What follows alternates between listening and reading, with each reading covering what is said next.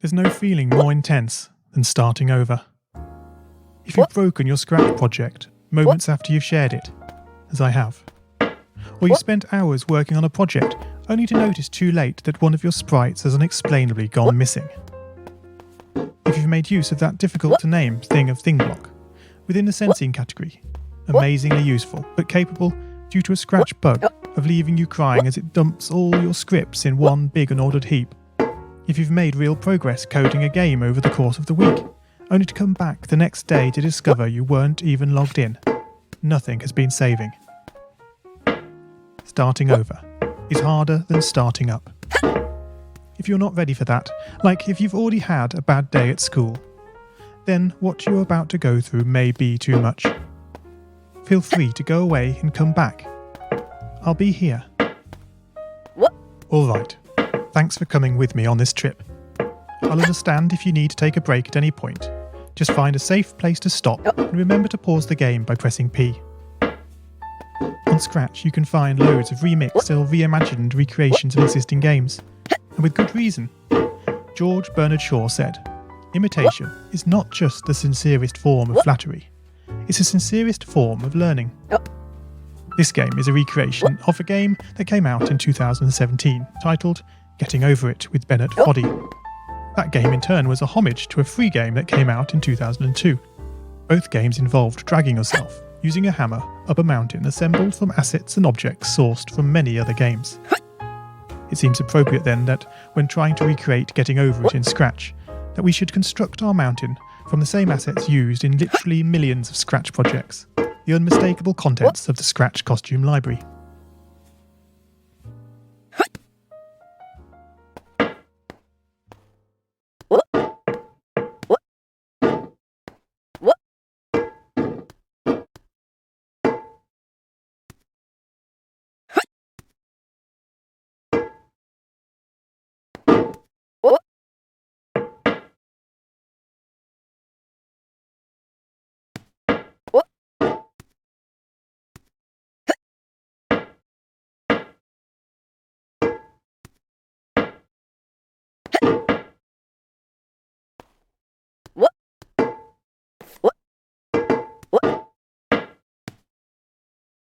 Oh man, you lost a lot of progress.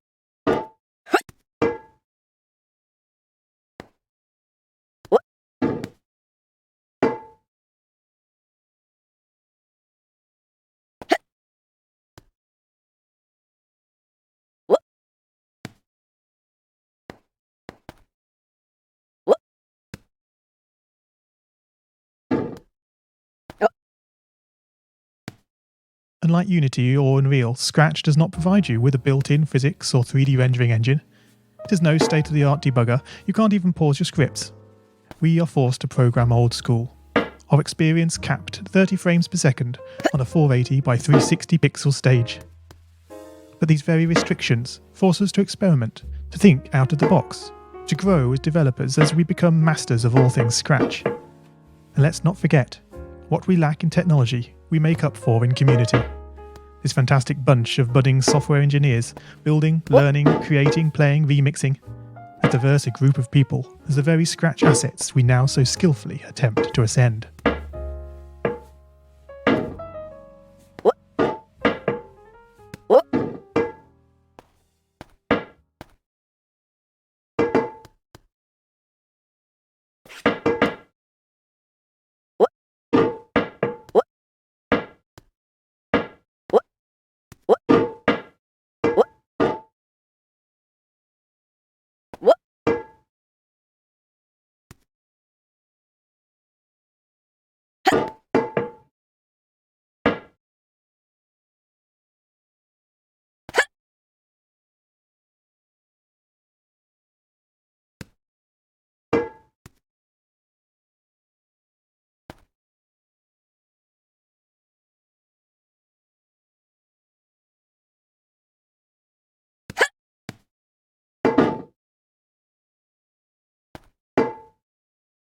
The act of climbing, in the digital world or in the real world, has certain essential properties that give the game its flavour.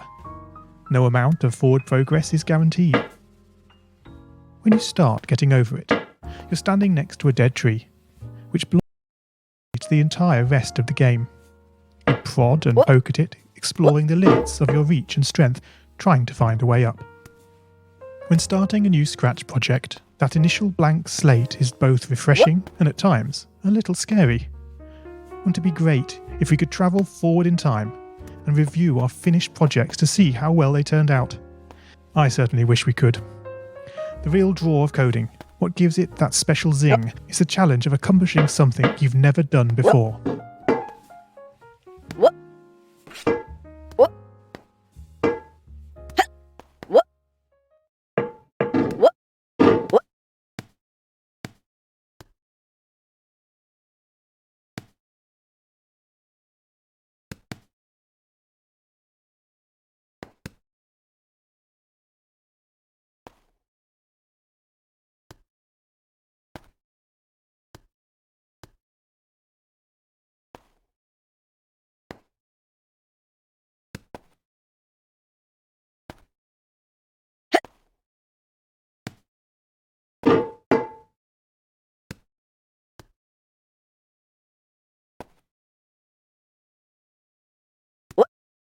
At this point, you don't want to fall into the trap of rushing into creating loads of content, designing all the levels, the player costumes, all the easier stuff that can be perfected later.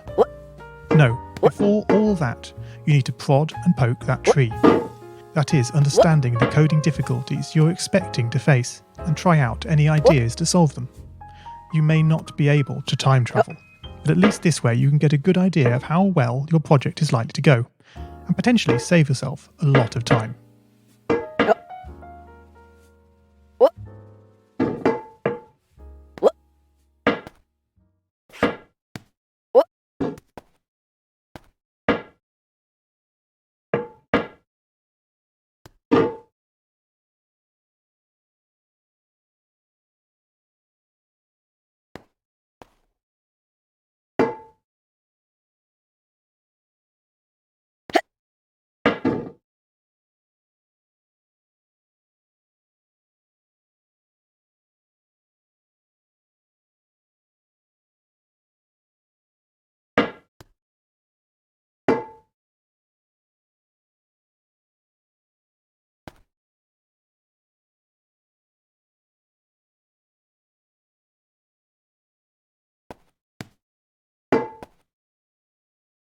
This project began life a couple of months ago as 3 simple scripts: the player, hammer, and level.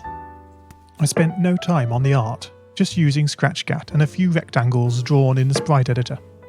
The scripts for the player quickly mocked up in a similar fashion to those I teach on my YouTube channel. With the hammer I had to improvise, because I'd never done a thing quite like that before. And boy, did I prod and poke at those scripts.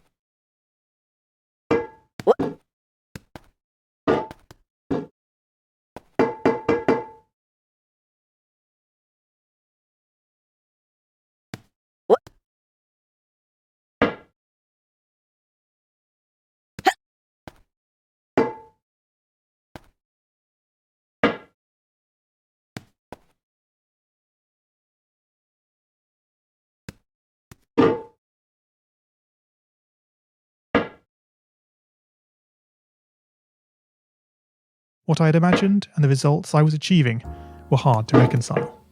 The hammer and the player sprites would get stuck in the walls and ground, shake and jiggle and clip up to the top of the screen. Worst of all, when I tried the bread and butter action of lifting the player up upon the hammer, any tiny movement would throw the player into a crazy up and down motion as if bouncing upon a possessed pogo stick. Things don't always turn out as you want them to, and sometimes it's good to take a break. So, for the time being, I shelved the project, letting it slowly slip down the list of unshared projects, joining the countless multitude of unfinished, unseen projects that haunt the vast storage archives of MIT.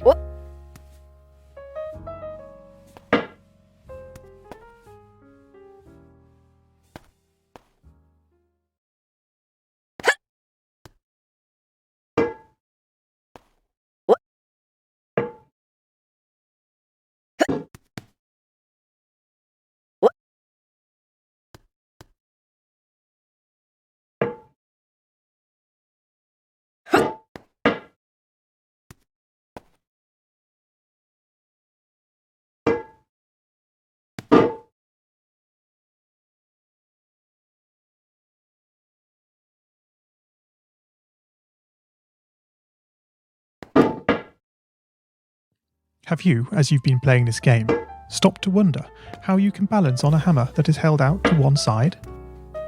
It feels quite natural in game, but try it in the real world, and you'll not get your feet off the ground.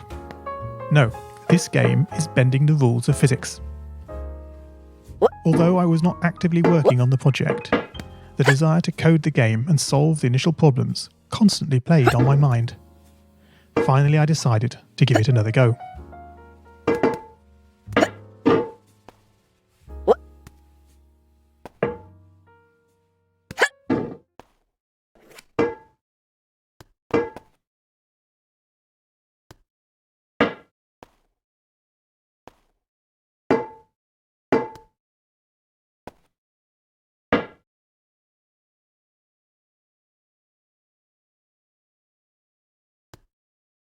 Whoops. Oh dear.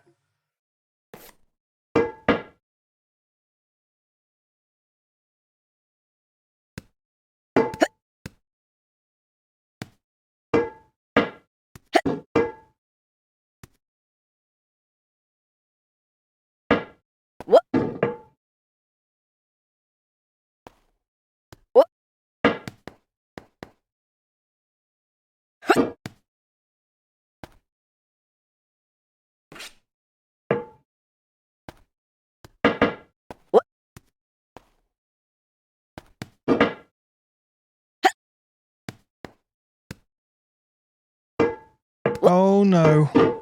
Not again. Pick yourself up. Brush yourself off.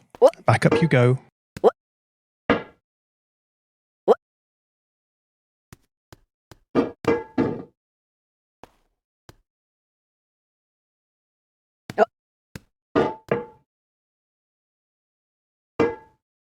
Gosh, here we are again.